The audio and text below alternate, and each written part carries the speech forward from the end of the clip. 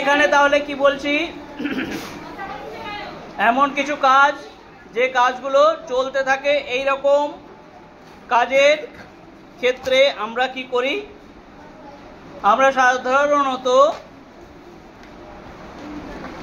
ইংরেজিতে যে ভার্ব বা ক্রিয়াপদ যেটা দিয়ে কাজ করা বোঝায় সেই শব্দের পিছনে আইএনজি জুড়ে দিই।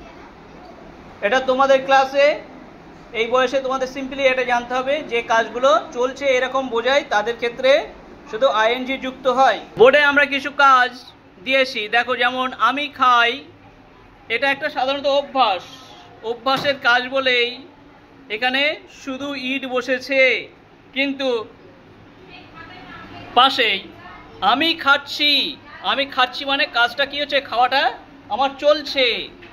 তাই এই ক্ষেত্রে কিন্তু একটা পরিবর্তন এসছে, সেটা হচ্ছে কি আয়ের পরে এম বসে, তোমরা প্রত্যেকে জানো এই এমটা বসাতে হবে। এটাকে তোমরা বড় হয়ে যখন জানবে বলবে এটাকে বলে auxiliary verb, be verb. Auxiliary ভার্বের মানে সাহায্যকারী ক্রিয়ার এটা বি ভার্ব, সেই বি ভার্বের এম বসছে এবং তার সাথে ইটের সাথে আইএনজি যুক্ত হয়ে যাচ্ছে।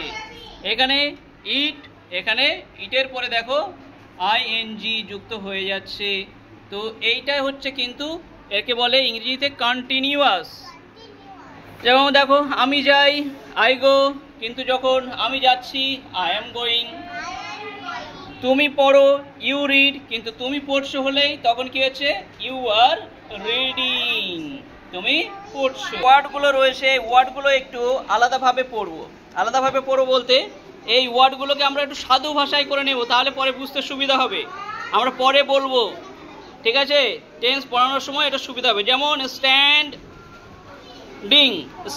থেকে স্ট্যান্ডিং মানে দাঁড়িয়ে আছে, সিটিং বসে আছে। তাহলে আমরা যদি এটা বলি এরকমভাবে আমার নিজের দিকে পেতে নিয়ে, আমি দাঁড়িয়ে আছি, তাই তো। তারপরে আমি বসে আছি, তারপরে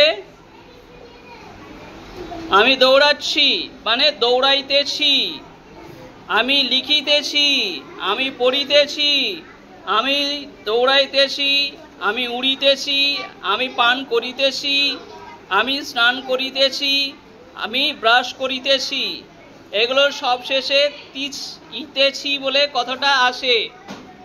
বা তোমার ক্ষেত্রে যদি বলি যে তুমি দৌড়াইতেছো, তুমি উড়িতেছো, তুমি পান করিতেছো, তুমি স্নান করিতেছো, তুমি ব্রাশ করিতেছো বা দাঁতন করিতেছো, এরকমভাবে যদি আমরা বাংলায় করি তাহলে আমরা বুঝতে পারবো শেষে ইতেছি বা ইতেছো বা ইতেছে এরকম একটা কথা আসবে, যেটা মানেই হবে যে কাজটা চলছে। আর কাজ যখন চলে তাকে বলে কন্টিনিউ, সেটাকে আমরা ক্রিয়ার কাল হিসাবে বলি কন্টিনিউয়াস।